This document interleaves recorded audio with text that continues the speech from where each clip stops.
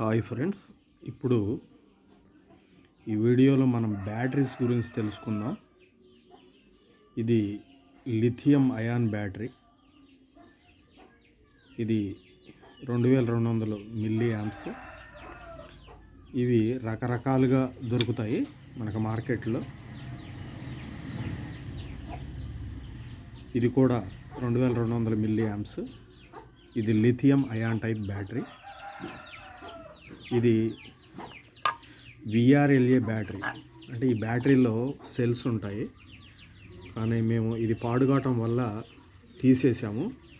దీంట్లో ఇలా బ్యాటరీస్ అమర్చి ఇంకొక బ్యాటరీని తయారు చేసుకోవచ్చు. తర్వాత ఇది కూడా విఆర్ఎల్ఏ బ్యాటరీ.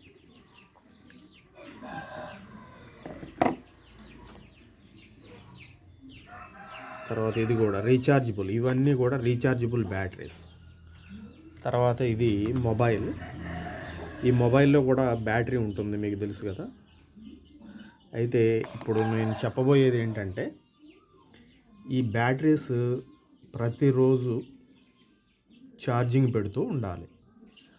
అలా ఛార్జింగ్ పెట్టకపోతే ఒక 10 రోజుల తర్వాత అవి డెడ్ అయ్యే అవకాశం ఉంటాయి. అలా 1-2 సార్లు జరిగితే బ్యాటరీ పూర్తిగా డెడ్ అయ్యే అవకాశం ఉంటుంది. ఇప్పుడు ఈ మొబైల్ ఉందనుకుందాం. ఈ మొబైల్ని మీకు 2 మొబైల్స్ ఉంటే ఒకటి ఉపయోగిస్తూ ఇంకొక మొబైల్ని పక్కన పెట్టి మర్చిపోయి మీరు దానికి ఛార్జింగ్ పెట్టకుండా ఉన్నట్లయితే ఆ బ్యాటరీ చిన్న చిన్నగా పోతుంది. ఇప్పుడు ఈ బ్యాటరీ ఉంది. ఈ బ్యాటరీని మనం వెయిట్ మిషన్స్లో కానీ చిన్న మన లైట్స్ వేసుకునే బ్యాటరీల్లో కానీ వాడతారు.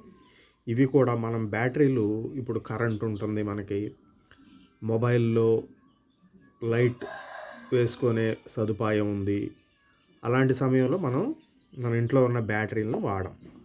అలా పక్కన పడేసినప్పుడు ఈ బ్యాటరీలు చిన్నగా పాడవుతాయి. మనం కొంతకాలం వరకు చూసి అయ్యో ఇది పాడైంది అని అనుకుంటాం. ఇదే అన్నమాట. మనం రోజు ఛార్జ్ చేస్తూ ఉండాలి. రోజు కాకపోయినా 3 రోజులకు ఒకసారి వాడుతూ ఛార్జ్ చేస్తూ ఉండాలి. ఇప్పుడు ఈ బ్యాటరీ కూడా అంతే. ప్రతిరోజు లేకపోతే 2 రోజులకు 3 రోజులకు ఒకసారి ఛార్జ్ చేస్తూ మనం బ్యాటరీలని వాడుకుంటూ ఉండాలి. అలాగే ల్యాప్టాప్స్ కూడా. మీకు 2 ల్యాప్టాప్స్ ఉన్నాయనుకోండి, ఒక ల్యాప్టాప్ని వాడుతూ ఇంకొక ల్యాప్టాప్ను పక్కన పెట్టి ఒక 4 రోజులు అయినట్టయితే దాంట్లో ఉన్న బ్యాటరీ అది పాడయ్యే అవకాశం ఉంటుంది. ఒకసారి ఛార్జ్ చేస్తే మళ్ళీ మీ తప్పును మీరు తెలుసుకొని అది ఉపయోగించుకోవాలి. లేకపోతే ఆ బ్యాటరీలు పాడయ్యి మీ ల్యాప్టాప్ కూడా ఎంతో విలువైన మీ యొక్క ల్యాప్టాప్ బ్యాటరీ పాడయ్యే అవకాశం ఉంటుంది.